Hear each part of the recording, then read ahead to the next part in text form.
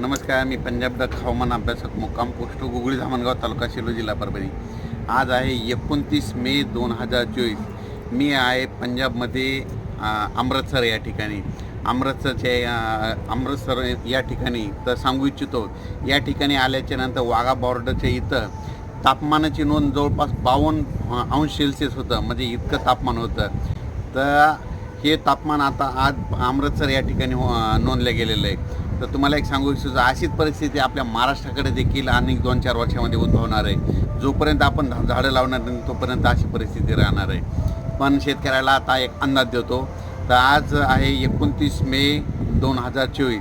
शेतकऱ्याला सांगू इच्छितो, शेतकऱ्यांना आणखीन 2-3 दिवसांमध्ये शेतीचे कामे आटपून घ्या, कारण की राज्यामध्ये जवळपास 1 तारखेला 1 तारखे ते 1 जून ते जवळपास 10-11 जूनपर्यंत दररोज भाग बदलत पावसाचा सुरुवात होणार आहे।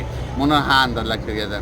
सुरुवातीला बघायचं झालं तर 1, 2, 3 तारखेला राज्यामध्ये सातारा, सांगली, पुणे, नाशिक, मुंबई, नगर, सोलापूर, उस्मानाबाद, लातूर या भागापर्यंत पावसाला सुरुवात होईल, म्हणजे 1, 2, 3 जून दरम्यान। त्याच्यानंतर 4, 5, 6, 7 जून नंतर राज्यामध्ये तो पाऊस थोडा पुढं सरकत जाईल, म्हणजे मुंबई, पुणे, नाशिक, सातारा, सांगली, सोलापूर, नगर, संभाजीनगर, जालना, बीड, परभणी, नांदेड, हिंगोली, लातूर, उस्मानाबाद आणि तसाच तो पाऊस यवतमाळकडे जाणार आहे। म्हणून हा अंदाज लक्षात द्यायचा।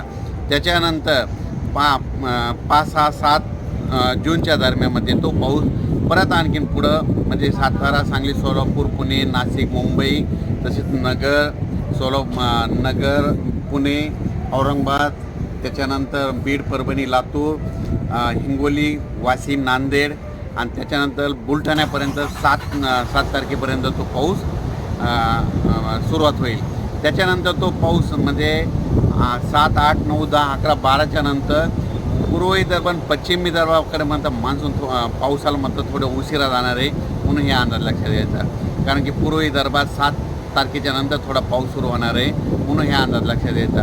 एकंदरीत परिस्थिती बघायची झाली तर राज्यामध्ये मान्सून म्हणजे केरळमध्ये मान्सूनला 31 आणि 1 तारखेला चांगलं पोषक वातावरण तयार झालेलं आहे आणि पोषक वातावरण राहील। त्याच्यामुळं आपल्या इकडं पाऊस चांगल्या तऱ्हेने पडणार आहे। म्हणून हा अंदाज लक्षात घ्यायचा।